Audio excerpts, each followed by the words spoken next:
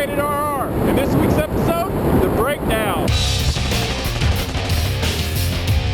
The Breakdown is where I take your favorite parts of movies and video games and recreate them in real life. This episode, Red Dawn.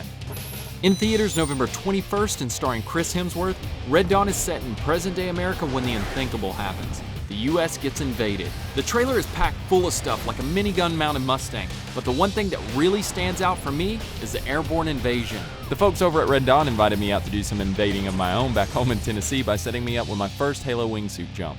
A wingsuit gives you a glide ratio. Example, a glide ratio of 2 means for every foot you fall, you're moving 2 feet forward.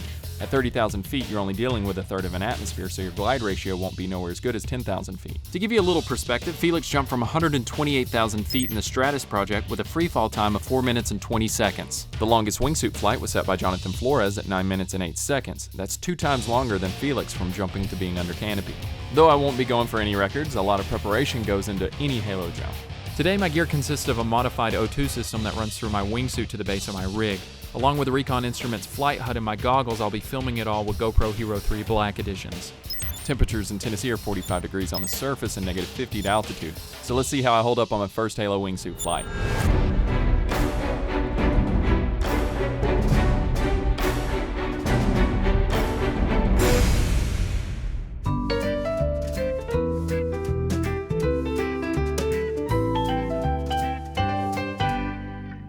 For those of you who see my stuff before, like my drone video, you know everything doesn't always go as planned. A lot of times my videos are very high risk where I can only afford one shot or only get one chance, and this video was no exception. During my first ride up to 30,000 feet, everything was going fine until about 27,000 feet when I ended up going hypoxic.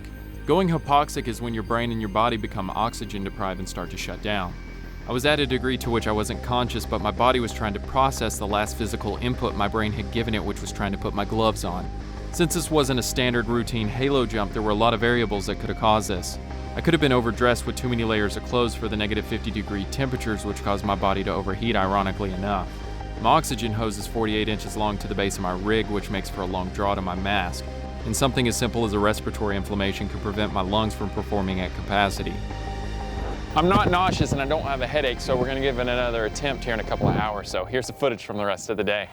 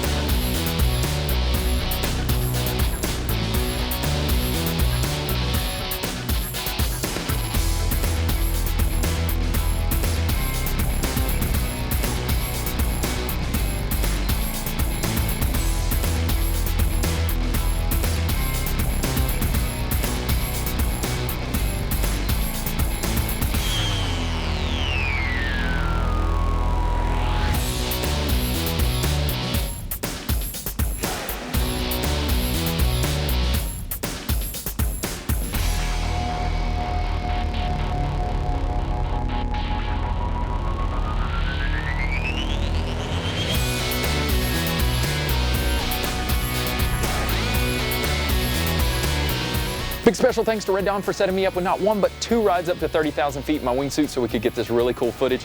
A lot of people helped make this video happen and I can't thank all of you enough. So if you like this video and you want to see more, make sure you pull that trigger on the subscribe button for a chance to win a 50 BMG Shell Tactical Bracelet. Leave me a comment below what breakdown or tech assassin video you want to see next. And for all of you who like to post my videos on forums and blogs, make sure you send me your links here for a chance to win a t-shirt. And if you're too impatient to wait for one, make sure you check out the link to FHP in the description below. We'll see y'all next time.